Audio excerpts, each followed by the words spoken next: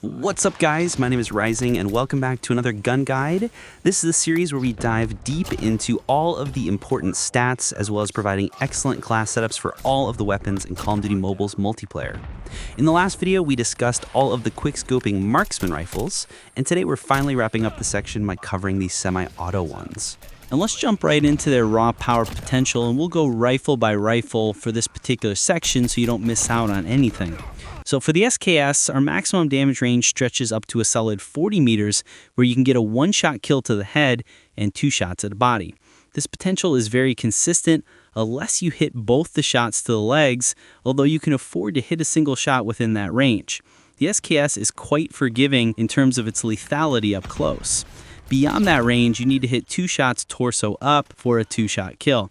Also, you should know that it is a one-shot to the head at any range, which makes this gun excellent if you have a good aim. Next up, for the Type 63, it is very similar to the SKS in its maximum damage range, which is 38 meters in this case.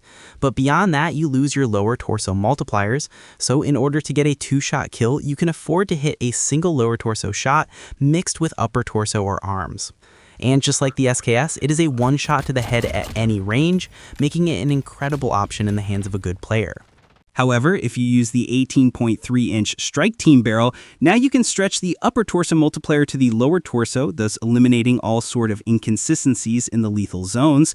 However, your maximum damage range is now reduced by 25% to 28.5 meters, which honestly doesn't matter if you're trying to avoid the legs, which you should generally be doing at first place. We also have the 21.5-inch Task Force barrel, which has the same lethal zones just like the Strike Team barrel, but in this case our maximum damage range is improved by 30%, which is now 49.4 meters. This might seem an obvious better option over the Strike Team barrel, but the key change to note here is that the Strike Team barrel also improves our rate of fire by 8.7%. And since range boosting doesn't really do anything to the weapon's performance, the added rate of fire bonus to the Strike Team barrel makes it a mandatory option to run on the Type 63. Finally, we have the M1 Garand, which has by far the worst lethal zones. Its maximum damage range is just 20 meters, and you can no longer one-shot to the head even at point blank. This aspect immediately throws it a tier below the previous 2 weapons. In order to get a 2-shot kill with the M1 Garand, you must hit both shots torso up. And in case if you land a shot to the legs, your other shot should land either to the upper torso or the head if you want to get a 2-shot kill. Beyond that range, you can achieve a 2-shot only if you mix a single headshot with another shot torso up. Otherwise, you can also hit 1 upper torso and 1 lower torso shot, which isn't so easy to achieve. And beyond that range, you can no longer achieve a 2-shot kill unless you hit 2 headshots. This makes the M1 Garand very unforgiving in all ranges, and this is why players haven't really given too much love to this weapon.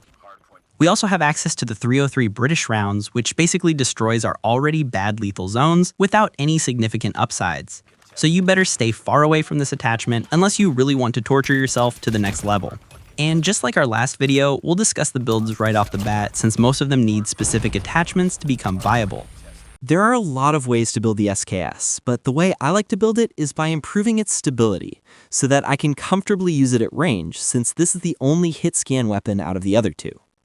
We have the Tactical Suppressor for concealment, Extended Barrel for range as well as stability, Steady Stock and Granulated Grip for further stability and flint resistance, and finally we throw the Disable perk, as it works great with semi-auto marksman rifles by slowing your enemies down and making them an easier target to hit. The reason I want to build the SKS slow and stable is because I can build the Type 63 for handling and mobility, which excels very nicely in this area. We have the Silencer, Strike Team barrel, Bruiser grip, Airborne elastic wrap, and the Disable perk. The grip as well as the wrap help in our mobility without having any downsides, which are the key strengths of this weapon. And finally, for the M1 Garand, we have the MX Silencer for concealment, 21-inch shrouded barrel for range and bullet velocity, CGC G2 padded stock for a little bit of stability, 6.5 Sakura rounds because that's the attachment which improves our rate of fire significantly, and finally we have the Disable perk. For the rest of the video, we'll be diving into our stats based on these builds instead of just taking the base weapons. And just for context here, this is what all of them look on my range chart. And this is again mainly just to compare all of them at once and see their potential lethal zones. Both the SKS and the Type 63 have incredible lethality at all ranges where you can kill in 2 shots simply by avoiding the legs.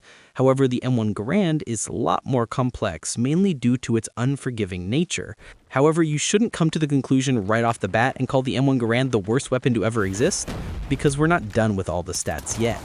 Let us now see their rate of fire and their time to kill potentials. And as we can see, the M1 Garand has the fastest rate of fire at 500 rounds per minute, which is identical to the Man of War, followed by the Type 63 at 384 rounds per minute, and then the SKS at 364. This means that the M1 Garand has the best 2-shot time to kill of 120 milliseconds, which is excellent.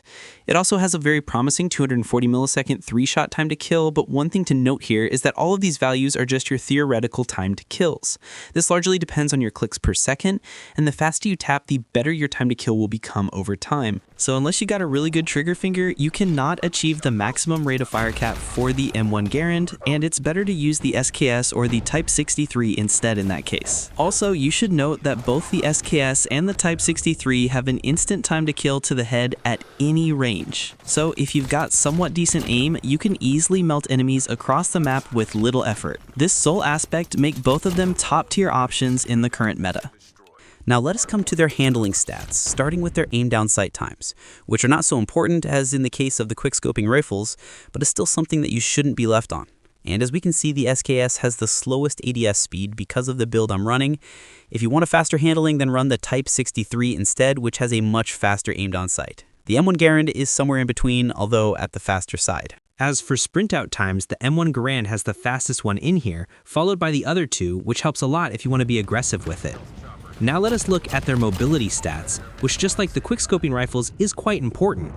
Even though you can run much faster with the secondary in hand, your overall mobility determines how aggressive you can be with these weapons and can easily maneuver in tighter spaces. And as we can see here, the Type 63 again emerges on the top in terms of base movement and sprint speed, while the SKS as well as the M1 Garand has very similar mobility values, although the Garand excels in aim walking speed, which isn't really an important stat for semi-auto rifles like these. So if you're focusing on mobility, then the Type 63 will arguably be your best bet. Next, let us talk about their idle sway, which is how much your sight is going to be swaying around and moving while aiming down sights. The first value to consider here is your steady aim count. This means for the first few seconds after you aim down your sight, there is no idle sway. You're going to be dead center on your screen during that time, and after that, your sway starts kicking in. And as we see, the SKS has an incredible 8 seconds of steady aim, while the Type 63 and the M1 Garand has 3 seconds of steady aim, which are not bad by any means, but the SKS just overshadows them hard. As for their degrees of sway, there's no means of quantitatively measuring that at the moment. But as you can see from this comparison here, the SKS seem to have a much low sway, while the Type 63 as well as the M1 Garand seem to have almost the same degree. This aspect makes the SKS an incredible option for passive play. Another really important stat to compare here is hit flinch. And as we've discussed in the last video, flinch on marksman rifles have a lot more prominent impact than assault rifles or SMGs. And as we can see here, the SKS has the best flinch resistance, followed by the Type 63 and the M1 Garand. You can even build the SKS to have literally 0 flinch, but that's purely overkill on this weapon. In terms of stability, the SKS come out on top as intended. In case if you're curious about bullet impact and hipfire spread, then here are the values on the screen. Bullet impact has nothing to do with marksman rifles, and generally you shouldn't be hipfiring with them unless you're touching the enemy.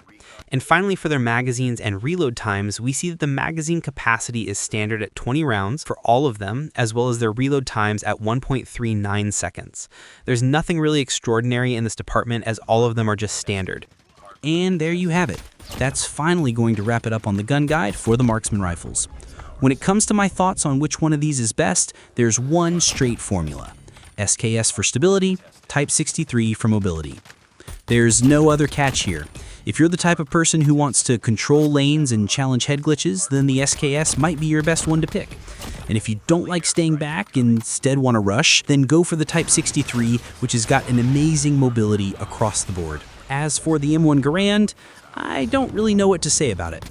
If you have a good trigger finger, then it might be good for you. but it doesn't feature any great aspect apart from rate of fire to make it competitive. You might as well run a full auto weapon with similar rate of fire, and you'll get much better results with it. And of course, these are just my thoughts, and now I'd love to hear, what do you guys think the best semi-auto marksman rifle is? Do you like an aggressive playstyle and go with a Type 63, or are you just to sit back and catch enemies off guard and so you prefer the SKS? Just let your thoughts in the comment section down below. This might be my last gun guide for the season unless I get time to do one more. Once the season drops, I'm planning to do a video sharing my very initial impressions on the brand new DMZ mode. If you want me to make other DMZ related content, then let me know as well. For other builds and analysis, join my Discord server to gain access to all of them.